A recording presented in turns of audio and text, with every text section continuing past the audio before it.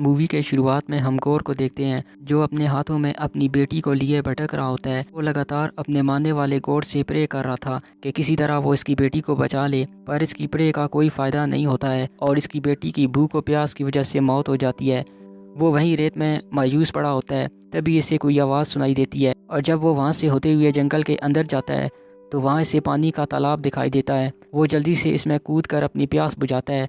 तालाब से निकलकर कुछ दूर इससे फल दिखाई देते हैं। वो भूखे जानवर की तरह इस पर टूट पड़ता है। कुछ देर बाद वहाँ सूरज के देवता आते हैं जिसकी गौर इबादत करता था। गौर इससे कहता है इसका आखिरी वक्त है, इसकी धरती सूख गई है और सारे जीवों का खात्मा हो गया है, पर वो अभी भी दिल से इनको अपना गॉड मानता है और इससे उम्मीद है कि वो इसकी मन्नतों को ज़रूर पूरा करेंगे। इस पर देवता हंसते हुए कहता है कि इसने नेक्रोसोर्ड के धारक को अभी अभी मार दिया है जो इसे मारकर इसका साम्राज्य का खात्मा करने आया था। गॉड कहता है कि आपसे प्रे करने वाले तो सब मर चुके हैं और मैं ही अब आखिरी बचा हूँ। गॉड कहता है कि गॉड को खुश करने में हमेशा कुर्बानी देनी पड़ती है। अगर तुम्हारी बेटी मर भी गई है तो इसमें कौन सी बड़ी बात है, तुम यही समझो कि इसकी कुर्बानी मेरे पास आ गई है। और अब ये बात सुनकर गॉड पर इत्मीनान ख़त्म हो जाता है और अपने गले में पहने गॉड के तावीज़ को उतार कर फेंक देता है। पर इससे सूरज का देवता गुस्से में आ जाता है कि तभी वहाँ पड़ी हुई नेक्रोसोर्ड की तलवार गॉड के हाथ में आ जाती है और इसकी पावर भी इसके अंदर आ जाती है और वो इस तलवार से इस देवता को मार देता है और ये कसम खाता है कि वो किसी भी देवता को अब जिंदा नहीं छोड़ेगा। अगले सीन में हम थोर को देखते हैं जो एक पेड़ के नीचे बैठा होता है। वहीं कार कुछ लोगों को थोर की कहानियां बता रहा था कि कैसे वो बचपन ही से इनके लिए लड़ता आया है जो खुद नहीं लड़ सकते, और वो कैसे जैन फॉस्टर से मिला पर वो दोनों जल्दी ही अलग हो गए। इसके माँ बाप, भाई और हर कोई जो इससे प्यार करता था सब बिछड़ गए या मारे गए, पर इसने दूसरों के लिए लड़ना नहीं छोड़ा। इसने गार्डियन ऑफ गैलेक्सी के साथ टीम बनाकर बहुत सी लड़ाइयाँ लड़ी, फिर भी वो अपने अकेलेपन को दूर नहीं कर पाया और जब भी इसे बस इतना कोई कहता कि इसे इसकी ज़रूरत है, वो मदद के लिए तैयार हो जाता। तभी वहाँ थोर के पास राजा गार्ग आता है जो इसे एक लड़ाई पर चलने को कहता है। थोर फौरन एक प्लेनेट पर पहुँचता है जहाँ गार्डियंस पहले से ही एक फौज से लड़ रहे होते हैं।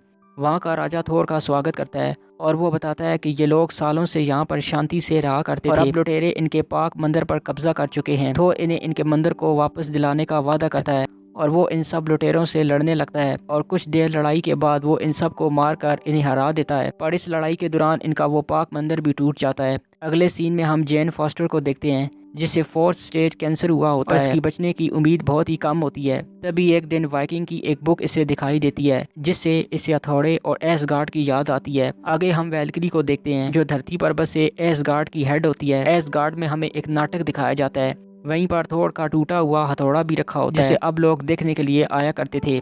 जेन फास्टर भी वहाँ इसे देखने पहुँचती है तो इन टूटे हुए टुकड़ों में कुछ हलचल होने लगती है। इधर थोर को इस प्लेनेट का राजा तोहफे में 2 बकरे देता है और इसके बाद वो सब अपने जहाज पर आ जाते हैं। तभी इन्हें बहुत से मैसेजेस आने लगते हैं। कई सारे प्लेनेट्स से थोर को मदद के लिए बुला रहे होते हैं क्योंकि कोई है जो इनके गॉड्स को मार रहा है। तभी थोर की एक दोस्त शिप भी इसे मदद के लिए बुला रही थी।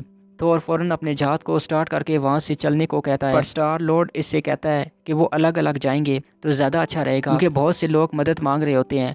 और इसके बाद स्टार वहाँ से दूसरे प्लेनेट पर चला जाता है। इसके बाद थोर अपने दोस्तों के साथ पहुँचता है अपनी दोस्त सिफ के पास, जहाँ पहुँचकर वो देखते हैं फेल्करीन की देवता फेलिका को किसी ने मार दिया है। वहीं इसे सेफ भी मिलती है। वो थोर को बताती है जिसने इन्हें मारा है इसका अगला टारगेट एसगार्ड है और वो अब वहीं जा रहा है। इधर गौर एसगार्ड तक पहुंच चुका होता है और इसके राक्षस इस पर हमला करने लगते हैं। तभी वैल्किरी अपने उड़ते हुए घोड़े पर आती है और इन सब पर हमला करने लगती है। थोर भी वहां पहुंच जाता है और वो भी इन सब से लड़ने लगता है कि तभी थोर को अपने पुराना हथौड़ा दिखाई देता है। इसे समझ नहीं आ रहा होता कि इसे चला कौन रहा है। तभी वो वहाँ एक लेडी थोर को देखता है जो इसके हथौड़े को चला रही होती है। जब वो इसे जाकर मिलता है तो वो इसकी एक्स गर्लफ्रेंड जेन फास्टर होती है और जहाँ हमें इनका फ्लैशबैक दिखाया जाता है कैसे वो दोनों साथ में रहते थे। एक बार थोर ने अपने हथौड़े को हमेशा जेन की हिफाजत करने का कहता है और फिर कुछ ही दिन बाद दोनों अपने अपने काम की वजह से अलग हो गए।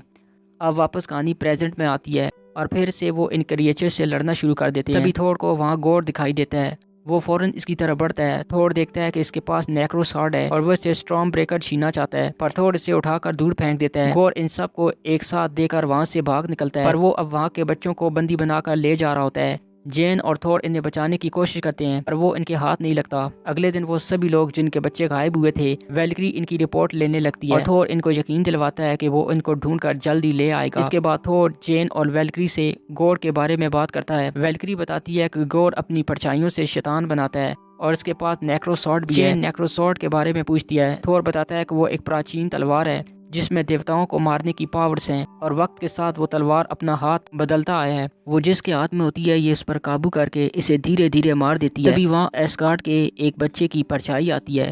थोर इसकी आंखों का जादू इस्तेमाल करके इनके पास पहुंचता है और इन सारे बच्चों को बताता है वो अपनी टीम के साथ बहुत जल्द वहाँ आने वाले हैं और इन्हें वहाँ से छुड़ा ले जाएंगे। थोर जेन को बताता है कि गोर ने बच्चों को तहखाने के उस हिस्से में रखा है जहाँ सिर्फ अंधेरे सायों का राज है। इसके बाद वो देवताओं से मदद मांगने निकल पड़ते हैं और वो सब देवताओं के महल में पहुंच जाते हैं। वो किसी तरह भेस बदल कर वहाँ पहुंच जाते हैं और इसके बाद सब देवताओं का हेड ज़्यूस वहाँ आता है। तभी थोर बीच स्टेज में आता है और इनको गोर के बारे में बताता है और इसको मारने के लिए इनसे इनका हथियार थंडर वोल्ट मांगता है। पर इस बात से देवता गुस्से में आ जाता है और वो कहता है कि गोर के पास नेक्रोसॉर्ड है और वो इन्हें भी मार सकता है क्योंकि वो लोग अभी यहाँ पर महफूज हैं और वो इनकी कोई मदद नहीं करना चाहता। ज़्यूस इन सब को कैद करने का हुक्म देता है लेकिन थोर की टीम इन सब सिपाहियों पर हमला कर देती है। थोर भी अपनी जंजीरें खोल देता है। ज़्यूस अपने थंडर से कार पर हमला कर देता है जिससे कार वहीं बिखर कर टूट जाता है मगर इसका सर अभी भी ठीक होता है। थोर इसी थंडर से ज़्यूस को मार देता है और वो सब वहाँ से भाग जाते हैं और वो अब सब गोर के प्लेनेट की तरफ बढ़ रहे होते हैं और कुछ देर बाद वो गोर के इस अंधेरे प्लेनेट पर पहुँच जाते हैं।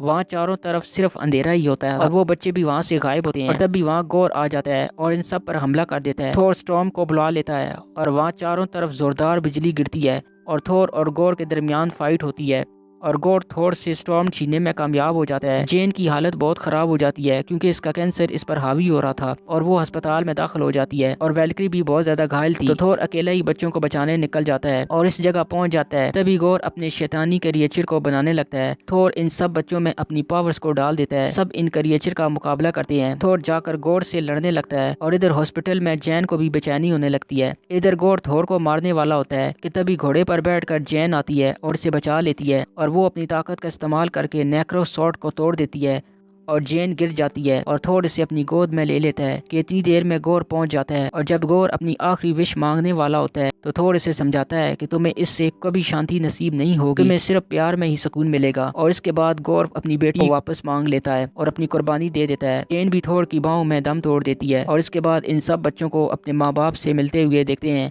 और वैल्क्री इन सब को लड़ने की ट्रेनिंग दे रही होती है। थोर गोर की बेटी को पालने लगता है और वो इसका अच्छे से ख्याल रख रहा होता है और वो भी थोर के साथ मिलकर लड़ने लगती है और आखिर में हम देखते हैं ज़्यूस अभी मरा नहीं है और इसका बेटा हरकुलिस भी आता है। अब आगे क्या होगा ये देखना है।